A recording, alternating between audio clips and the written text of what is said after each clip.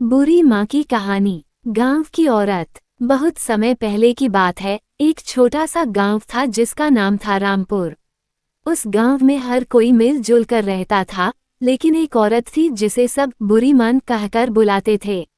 उसका असली नाम मंजुला था, पर उसकी कड़वी जुबान, दूसरों से जलन और हर वक्त षड्यंत्र में लगे रहने के कारण लोग उसे बुरी माँ कहने लगे थे।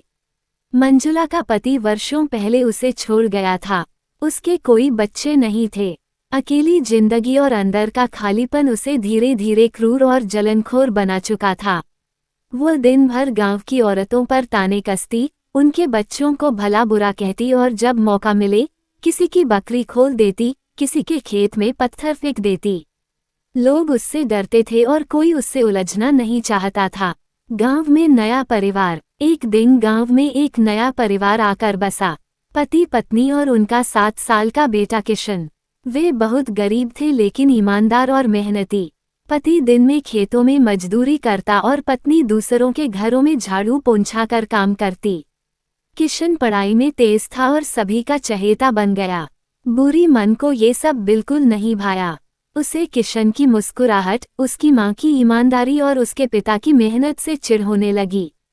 गांव में नया आया है और सबका प्यारा बन गया, ये मुझसे बर्दाश्त नहीं होगा, वह अपने आप से कहती। जलन की आग। एक दिन किशन की माँ को गांव के सरपंच ने उसकी मेहनत से खुश होकर एक छोटी सी गाय इनाम में दी। ये देखकर बुरी मन का खून खौल गया।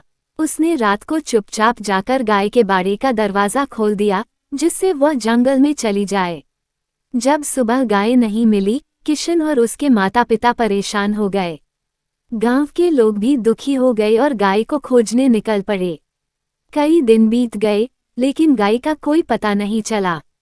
किशन की माँ की आंखें रो रो कर सूज गईं।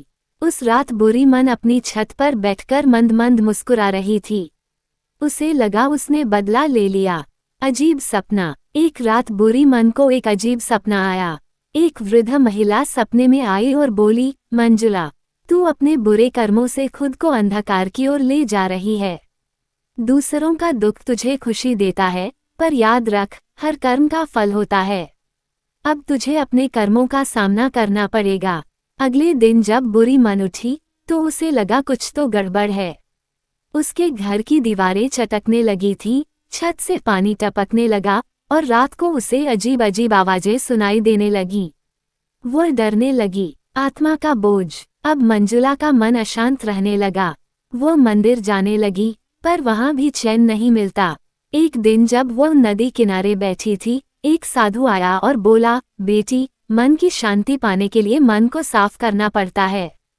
तुम्हारा मन बुरा नहीं था, पर वर्षों से उसमें सिर्फ नफरत भरी गई। चाहो तो बदलाव संभव है। वो कुछ देर चुप रही और फिर उसकी आंखों से आंसू बहने लगे। पहली बार उसने महसूस किया कि वह अकेली नहीं इसलिए है क्योंकि लोग बुरे हैं, बल्कि इसलिए क्योंकि उसने खुद से लोगों को दूर किया है। प्रायश्चित। मंजुला ने निर्णय लिया कि वह अपनी गलतियों का प्रायश्चित करेगी। वह सबसे पहले किशन के घर गई, दरवाजे पर खड़ी रही, सिर झुकाकर बोली, माफ करना बेटे, वो गाय मैंने ही खोली थी, मुझे जलन थी, पर अब मैं बदलना चाहती हूँ। किशन की माँ पहले तो चौंकी, फिर बोली, हमने तो तुम्हें कभी बुरा नहीं कहा बहन, लेकिन अगर तुम सच में पछता रही हो, तो हमारा घर हमेशा खुला है। किशन दौड़कर मंजुला के पास आया और बोला, दादी, अब आप रोज हमारे साथ खाना खाओगी। मंजुला फूट फूट कर रो पड़ी। वो पहली बार था जब किसी ने उसे दादी कहा था। नया जीवन। अब मंजुला ने खुद को पूरी तरह बदल दिया। वो रोज मंदिर जाती, गांव के बच्चों को कहानियां सुनाती और जरूरतमंदों की मदद करती। पहले जो लोग उससे डरते थे, अब उसे आदर से देखते थे। गांव के लोग भी कहते, बुरी मन अब सच्ची माँ बन गई है। अंतिम सीख। एक दिन गांव में पंचायत लगी थी और किशन ने एक छोटी सी कविता सुनाई। जिसका मन सच्चा होता है, वही सच्चा इंसान। नफरत छोड़ो, प्यार करो, यही है जीवन का ज्ञान। मंजुला की आंखों में आंसू थे, लेकिन अब वो आंसू पछतावे के नहीं, संतोष के थे।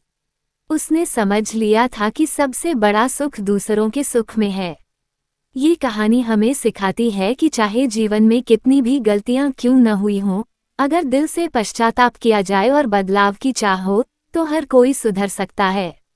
मन को बुरा बनाना आसान है, लेकिन उसे फिर से अच्छा बनाना ही सच्चा पराक्रम है।